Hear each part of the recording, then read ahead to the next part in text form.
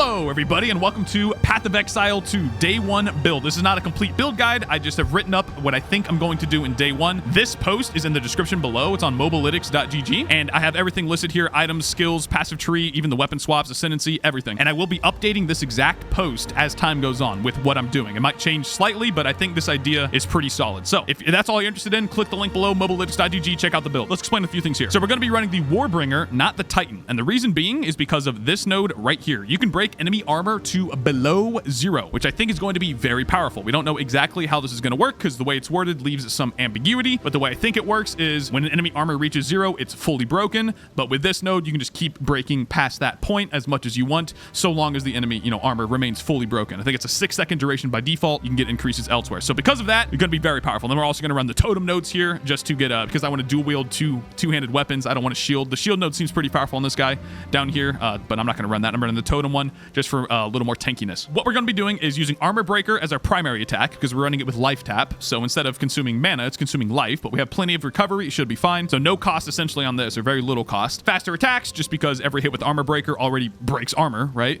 So we don't really care about the damage that much because it's breaking so much armor. So we just care about attack speed. So 25% more attack speed with martial tempo. We're also getting break endurance. Whenever you break an enemy's armor, you gain endurance charges, GG. And then Splinter just to break a little bit more armor. Also, I'm stopping everything at a 5 link here instead of a 6 link just to be ethical with, PoE2 Day 1, Day 2, etc. I don't think we'll have any 6 links. Maybe we will. I don't know. So when you're not breaking armor, so when the enemy's armor is fully broken and or you find a big tanky enemy, you're going to drop Hammer of Gods. This is a ridiculous cooldown. It's a 24-second cooldown, but it deals at level 20, 2,654% damage.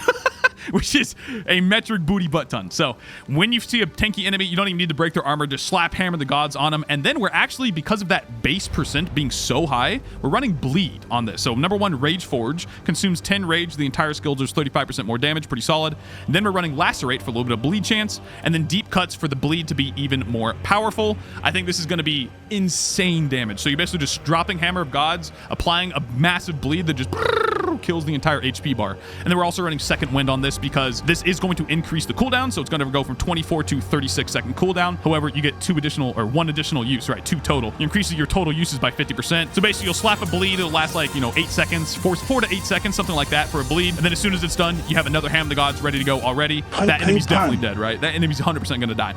That's the general idea. And then in the interim, you're going to keep armor breaking and then you supercharge slam. This is for anything that's like not super tanky. You don't want to use Hammer of Gods. Supercharge slam is what you're going to use, and this is purely for hit damage. So heavy swing gives it more damage, a little bit less attack speed. Fire infusion is very solid. 25% of the total damage of the skill is added as extra fire damage. We're also using Infernal Cry for even more of that. Infernal Cry seems very powerful. And then Aftershock on top of that. And Aftershock is simply the slam hit just repeated a short duration afterwards. It does the full damage as the slam though. So an Aftershock essentially is 20% more damage. Infernal Cry, this is just giving us a lot of fire damage. We're also consuming endurance charges to generate even more empowered attacks. By default, you get 1 empowered attack, and then for every endurance charge you consume, you get an additional empowered attack. And we are generating endurance charges, don't you worry. And remember, we're generating endurance charges up here with Armor Breaker. Every time we break an armor, boom, we get a 20% chance to get an endurance charge, something like that. So we will be getting extra empowered attacks with Infernal Cry. And we're running that with Enraged Warcry, which says you consume 10 rage for an empowered attack, so something that the Infernal Cry buffs to then deal 30% more damage. Very powerful. And then Premeditation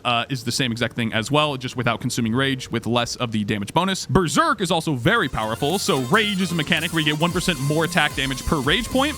Berserk is going to buff the effect of rage. I think it goes up to like 49% or something. So you essentially get like 1.49% more damage per rage. On top of that, you get Life Leech. On top of that, you lose a little bit. There's a downside, obviously. You lose a little bit of life. So to counteract that, per point of rage, by the way, to counteract that, we're linking that with Vitality, but we're also running Shockwave Totem, which you might not think, well, why are you running a totem? How is that going to help you? Right here, Font of Blood. So every time you create a static object, which in the case of Shockwave Totem, when it hits the ground, creates shockwaves, it creates patches of jagged ground. Each patch of jagged ground counts as a static object. So Font of Blood is going to give us a butt ton of health regen. I think it's 2% or 3%. Font of Rage gives us rage generation, and then we get extra jagged ground from the jagged ground support gem. So Shockwave Totem is going to be a giga support for us. Massive rage regen, massive health regen, and giving us jagged ground, which gives us, I think, enemies take increased damage as well from the passive tree. And then finally, our last little spirit aura here is Scavenged Plating, just gives us more armor as we kill stuff. But that is the basics of the build. I'm sorry if that took a little too long to explain. Passive skill tree, this is roughly what what I'm doing. Again, this is the part that's going to change a ton once I actually get my hands on the game. But again, the idea is set 1. These are your primary weapons that you're going to be wielding most of the time. So we're going for a little bit of attack speed up here, a little bit of attack speed over there, some totem nodes here, and the extra endurance charges. I figured I'd take them here because we're going to be using armor breaker to generate endurance charges. So we really only need the extra endurance charges while using armor breaker. So that's why they're on the weapon swap. And I've stopped this, by the way, with 13 points remaining. This should be level 86 if my math is correct, because you're going to have 22 skill points from the campaign. And if you note up here, I've stopped this tree at roughly, I think it's level 87 if the math is correct here. So it's not like a fully, spec'd out level 100 tree. You should have all 20 of your weapon swap points. I believe you're going to get all of these from just doing the campaign. You might get them during the end game. I'm not quite sure. Obviously, I haven't played the game yet, but we should be good on using all 20 of these for each weapon swap. But stopping here is level like 87. And then the basics of the tree, we're just getting some attack speed with the first default set of weapons that you'll be using most of the time. You want attack speed for armor breaker, obviously. Get some totem nodes down here as well. And then for the second weapon swap, we're focusing on bleed for Hammer of the Gods. A little bit of global physical damage right there. A little bit, that's attack speed with 1. A little bit of bleed chance over here as well. The reason why I've taken this node on the primary tree is because you want to aggravate the bleeding from the attacks that you're hitting the most frequently with, which is going to be armor breaker and supercharged slam. So that's why these nodes are yellow, less than regular passive nodes. We want to aggravate bleeding because we're going to smack Hammer of Gods and then go back to regular attacks. So we want to aggravate that bleed as fast as possible. So we don't want that on our weapon swap specifically. And then we just get some extra bleed chance here. And then down here is just a metric booty butt ton of physical damage. 40% increased physical damage is gargantuan. And that will affect the bleed as well, which is huge. Also, one thing I totally forgot to say here is, yes, we are using Giant's Blood here. So we're going to dual wield 2 two-handed maces. I can't reflect that on this gear setup right here, unfortunately. It doesn't let me. I don't know what mace base type it is. That's the basics of the build. Hope you guys enjoy. Again, this is just a day 1 of what I'm doing. It's not an actual build guide, but I will be updating the link in the description below when I do finalize whatever I'm doing with this build. Hope you guys enjoyed watching. I'm streaming right now at twitch.tv/WoolieGaming if you'd like to come check it out. Stop by. Other than that, thank you for watching.